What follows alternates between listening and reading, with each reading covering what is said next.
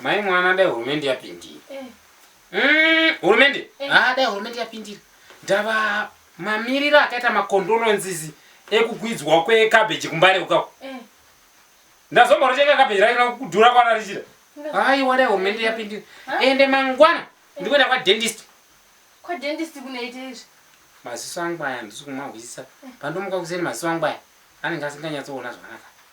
Ndapandomuka apapo ndodichimuka kuseni tasa wallet yangu daiso kana cent kana penny zvai kana 20 bond kana 10 bond saka ndo zvamuruda kuendera kwa dentist izvo mangwana kuseni chimuka utondigadzira chijasi changu ndotombomanya pa dentist ndava ndisi kuona zvakatanga rini kuzvemaziso pangotanga January ipapa ndofunga kuti ipapa ndofunga pane disease I think January kwa yani disease rimwe rakakunda affect ndava cabbage rakakwidzwa maziso angu asipo aiwa hurumende ngaipindire tombona kuti zvoitwa sei mangwana ndomukira kwa dentist ndikuperekedzai mangwana kwa dentist ndotariswa maziso pamwe muri kukanganisa munyatsoona waletika ndikutokanganisa ndikunyatsoona wallet yangu tinoenda mangwana ndomukira kwa dentist bosi ndikukanganisa site